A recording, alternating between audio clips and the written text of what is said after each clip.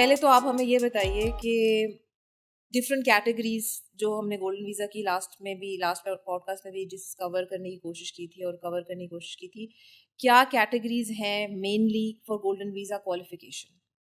Last time एक तो पहली बात ये कि वाकई रिस्पॉन्स वाज ओवरवेलमिंग। बहुत सारे ऐसे लोग जिनको बीइंग फ़ैन हम ऑब्जर्व करते थे उन्होंने भी हमें कांटेक्ट किया, और ऑफ कोर्स बहुत सारे वो लोग भी थे जिन्होंने कांटेक्ट किया, उनको नहीं करना चाहिए।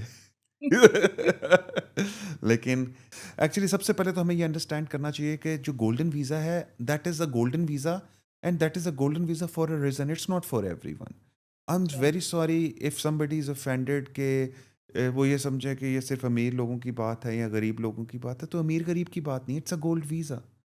राइट। ओके, मतलब there are million of other kinds of visas in Dubai. UAE is a very fair country जिसने तुम्हें और मुझे चांस दिया, हमने ज़िंदगी में ग्रो किया यहाँ पे। तो इसलिए ज़रूरी नहीं है कि हर बंदा अगर पूछे तो उसको गोल्डन वीज़ा मिल जाए, बट गोल्डन वीज़ा की कुछ कैटेगरीज हैं। जिस तरह सबसे पहले तो वो लोग जिन्होंने इस कंट्री के लिए वाकई सर्व किया और इस कंट्री को उनकी ज़रूरत है, जिस तरह फ्रंट लाइन वर्कर्स हैं। आप यहाँ पे डॉक्टर्स हैं, आपने कोरोना के दिनों में सर्व किया, आपने कई कई दिन खड़े होकर यहाँ पे सर्व किया, तो यहाँ पे फिर वो नर्स जिसकी इनकम शायद एक आम कमाने वाले आदमी से बहुत कम होगी यहाँ पे, उसको भी गोल्डन वीज़ा मिला। So that is that part of Dubai. फिर उसके बाद आ जाते हैं यूएई के अंदर वो लोग जो कि टैलेंट्स हैं। मतलब अगर आप टैलेंट की भी बात करते हैं तो then your talent should match global level. Right. Of course आप बहुत अच्छी बात है, आप अपने इलाके अपने जिस भी स्कोप में काम कर रहे हैं, आप अपने कंट्री को प्रेजेंट कर रहे हैं या कुछ भी कर रहे हैं, उसके लिए आपको वो कंट्री पर्क्स देगा। लेकिन आप ये चाहते हैं कि उस चीज़ का पर्क आपको यूएई दे, तो वो कुछ ग्लोबल लेवल की चीज़ होनी चाहिए ना। ठीक है, तो वो उस तरह के लोगों को टैलेंट बेस पे भी मिल रहा है। बहुत लाइक स्टूडेंट्स हैं तो उनको भी मिल रहा है। ठीक है, जिनको यूएई अगर अपने पास रख के एजुकेट कराता है या उनको किसी किस्म का आगे वो चलते हैं, तो उसका बेनिफिट यूएई को भी हो सके। ठीक है, उसके बाद वो लोग हैं जिनसे नफरत है लोगों को, अमीर लोग। उसकी वजह शायद ये हो सकती है कि आप नहीं है। हाँ, इन्वेस्टर्स हैं, आपको एक स्पेसिफिक अमाउंट है, अगर उस अमाउंट की मिनिमम कि आप रियल एस्टेट लेते हैं या उसके लिए प्लज करते हैं 24% अमाउंट, और बाद में आप उसको कंप्लीट पेमेंट करते हैं, उन लोगों को मिलते हैं। आप अपना टर्म डिपॉजिट में अब ज़ाहिर है कंट्रीज़ कैसे चलते हैं, उनका एक नेशनल उनका एक सेंट्रल बैंक होता है, उसके अंदर कुछ पैसा डिपॉजिट होता है, वो लैंडिंग करता है, बोरोइंग करता है उस पैसे के थ्रू। ठीक है, आप उस तरीके से ऐसा इन्वेस्टर जो कि पैसा यहाँ पे लाके इस कंट्री की सर्कुलेशन में डाल रहा है, उसको मिलता है। राइट। फिर एंटरप्रेन्योर्स के बारे में लोग बहुत बात करते हैं। देखिए, एंटरप्रेन्योर आप कितने अच्छे एंटरप्रेन्योर हैं ये फ़र्क नहीं पड़ता। आपके एंटरप्रेन्योरल आइडियाज़ रिक्वायर्ड हैं, इससे फ़र्क पड़ता है। ठीक है, तो वो एक स्पेशली उसके लिए एक अथॉरिटी है जो कि उसको चूज़ करती है कि उसको वाकई वो वाला आइडिया पे लोगों का काम चाहिए, तो वो उनको सपोर्ट करते हैं। फिर अब ज़ाहिर है आपके सेलिब्रिटीज़ हैं, ज़ाहिर है जिनका फेम यहाँ पे टूरिज़्म लेके आ सकता है, जिनका फेम यहाँ पे लोगों को अट्रैक्ट करवा सकता है डिफरेंट किस्म की चीज़ों के लिए, उनको मिलता है, जिनमें से हसन एक है। So these are few types of golden visas. अच्छा, एक और चीज़ हमने इसमें इसी दौरान मुझे एक और इंक्वायरी ही आई है जिसमें एक साहब हैं जिन्होंने ऑलरेडी इन्वेस्टमेंट की भी है यूएई के अंदर और उनकी इन्वेस्टमेंट एलिजिबल क्राइटेरिया में भी फॉल करती है, बट बिकॉज गोल्डन वीज़ा के प्रोसेस को पूरा करने के लिए you need a tourist visa, और क्योंकि टूरिस्ट वीज़ाज बंद हैं और ये हम स्ट्रगल कर भी रहे थे हसन के वीज़ा के साथ भी कि जब टूरिस्ट वीज़ा ही नहीं हम निकाल सकते तो फिर हम गोल्डन वीज़ा की एप्लीकेशन पूरी नहीं कर सकते।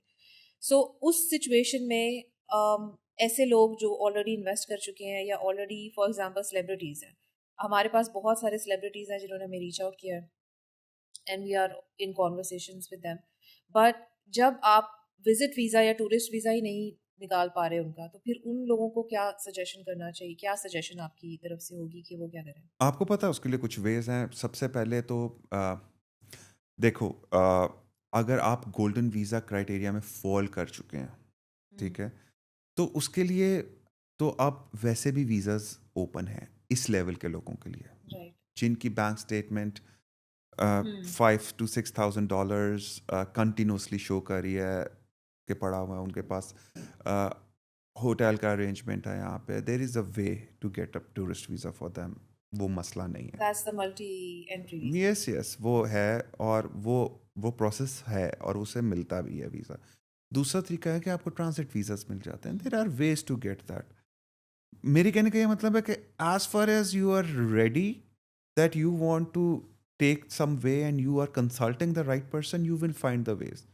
बट अगर आप अच्छा, उसमें कई लोग ऐसे भी हैं जो ये कहते हैं कि हम बिज़नेस क्लास की टिकट लेके अगर ट्रांज़िट वीज़ा लेने की कोशिश करेंगे तो वो टिकट इतना महँगा होता है और अगर ट्रांज़िट वीज़ा ना मिला, तो वो पैसे तो ज़ाया हो जाएँगे। नहीं, आप जब टिकट बुक कराते हैं आपको एडवांस में ट्रांजिट वीज़ा मिलता है, आप साथ अप्लाई करते हैं, आप वेबसाइट पे जाएं उस एयरलाइन की जिस एयरलाइन का यू आर टेलिंग पीपल, मिलता है। और अगर नहीं मिलेगा तो आप रिफंड भी ले सकते हैं, ऑफ कैंसल करवा कोर्स सकते हैं। There are a lot of things which you there can are do. Lot of things, और अगर आप ये कहें कि बिजनेस क्लास की टिकट महंगी होती है तो प्रॉपर्टी भी यहाँ पे महंगी होती है। और गोल्डन वीज़ा क्यों लोगों को लेना चाहिए या लोगों का इतना interest, what what do you think कि why people are inclined towards golden visa and why they're so obsessed with the concept of having a golden visa in your opinion? लोगों को एक चार पहिए वाली छोटी गाड़ी से बड़ी गाड़ी क्यों लेनी चाहिए?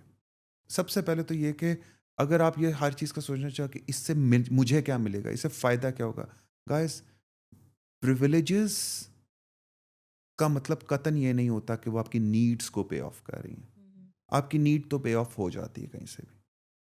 When you want to be privileged, outstanding, तो उसके लिए मेरे ख्याल से जब मैंने लिया था तो मेरे लिए तो गोल्डन वीज़ा बड़ी चीज़ थी। Right. आज मैं बीइंग अ पाकिस्तानी अगर लोगों को बताऊं कि तुम्हारे पास टूरिस्ट वीज़ा नहीं है और मेरे पास गोल्डन वीज़ा है तो ये काफ़ी है।